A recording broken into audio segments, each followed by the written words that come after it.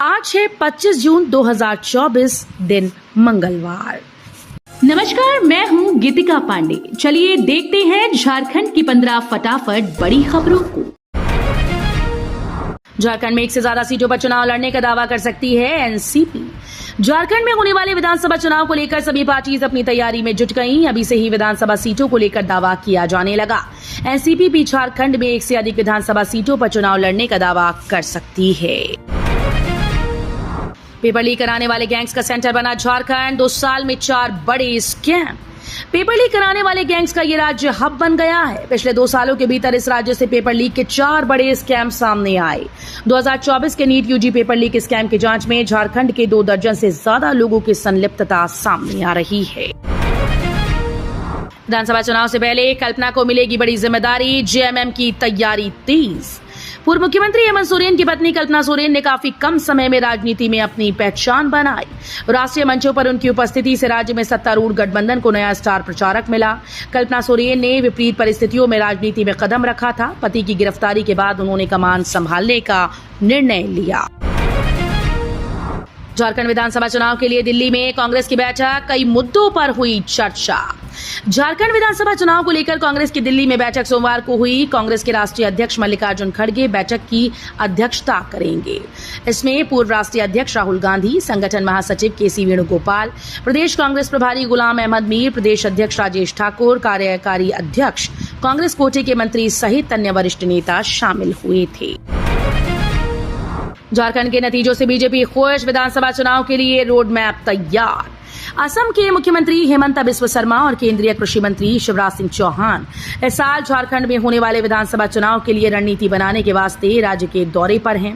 दोनों नेताओं ने लोकसभा चुनाव में सूबे में बीजेपी के प्रदर्शन की समीक्षा की। विभिन्न बैठकों के बाद सह प्रभारी हेमंत बिस्व शर्मा ने कहा कि हम लोग यहां झारखंड के लोगों को नमन करने आए हैं। हेमंत सोरेन की याचिका पर ईडी से मांगा जवाब। हाईकोर्ट में दोनों तरफ से आई दलीलें। ईडी के समन की अवहेलना के खिलाफ दायर शिकायतवाद को रद्द करने के लिए दायर हेमंत सोरेन की याचिका पर जवाब दाखिल करने के लिए ईडी ने हाईकोर्ट से समय देने का आग्रह किया। Acting chief justice S Chandrashekhar की अदालत ने ईडी के आग्रह को स्वीकार करते हुए सुनवाई 12 जुलाई को निर्धारित कर दी। जेएमएम विधायक लोबिन हेम्ब्रम के खिलाफ चलेगा दल बदल के। शिबू सोरेन ने विधानसभा में दर्ज कराई शिकायत। झारखंड मुक्ति मोर्चा ने साफ कर दिया कि आगामी विधानसभा चुनाव में पार्टी से बगावत करने वालों के साथ नरमी नहीं बरती जाएगी। झामुमो के बोरियो विधायक लोबिन हेम्ब्रम के खिलाफ स्पीकर न्यायाधिकरण में 10वीं अनुसूची के तहत दल बदल का मामला चलेगा।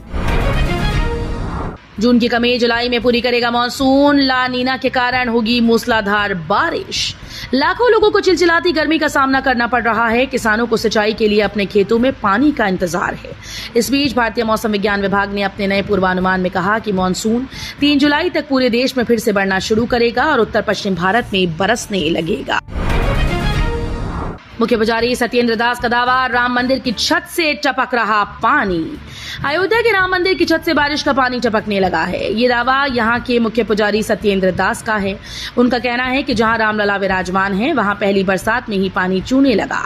उन्होंने कहा कि अंदर भी पानी भर गया था। मुख्य पुजारी का कहना है कि जो निर्माण हुआ है उसमें देखना चाहिए कि कहां कमी रह गई जिसकी वजह से पानी टपक रहा है।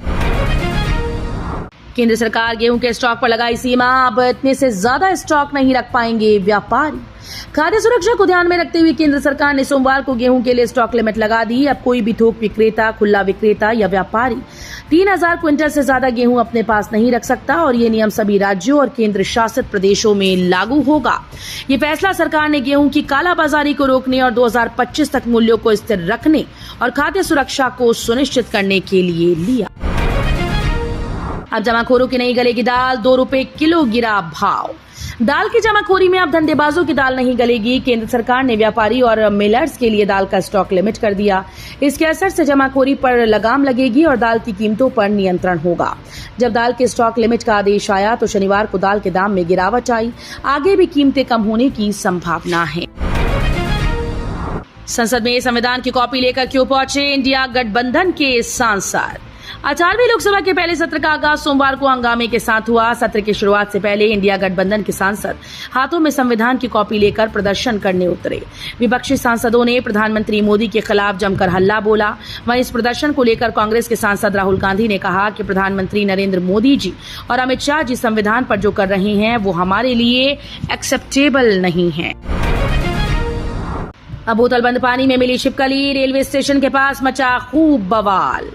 कुछ दिनों पहले आइसक्रीम से इंसान की कटी हुई उंगली निकली थी। इसकी तस्वीर सोशल मीडिया पर खूब वायरल हुई। इस घटना के कुछ ही दिनों के भीतर देश भर से कई तस्वीरें सामने आने लगी। कभी चिप्स के पैकेट से मेंढक निकलता है तो कभी सांभर और चॉकलेट सिरप से मरा हुआ चूहा। ऐसे में अब झारखंड में बोतल बंद पानी में मरी छिपकली दिखी। झारखंड में पानी पीने के बाद 20 स्कूली बच्चे बीमार, टंकी में दिखा सफेद रंग का पाउडर। झारखंड के चंदवा प्रखंड के जमीना पंचायत अंतर्गत उत्क्रमित प्राथमिक विद्यालय डुरू में सिंटेक्स का गंदा पानी पीने के करीब 20 बच्चों की तबीयत बिगड़ गई। उन्हें उल्टी और चक्कर आने लगी। आनन फानन में सभी आक्रांत बच्चों को एम्बुलेंस के माध्यम से सामुदायिक स्वास्थ्य केंद्र चंदवा लाया गया। नीट पेपर लीक मामले में झारखंड के 5 स्कूल्स के प्राचार्यों से पूछताछ। नीट पेपर लीक मामले में हजारीबाग एक बार फिर से देश स्तर पर चर्चा में आ गया। पटना में नीट पेपर के जले बुकलेट बरामद हुए। इनके हजारीबाग सेंटर से लीक होने की आशंका पर बिहार आर्थिक अपराध इकाई की 3 सदस्यीय टीम हजारीबाग पहुंची। हजारीबाग में इस बार नीट की परीक्षा के लिए 5 सेंटर बनाई गई थी। तो ये थी आज की बड़ी खबरें। अगर आपको न्यूज पसंद आई हो तो वीडियो को लाइक और शेयर करना बिल्कुल न भूलें।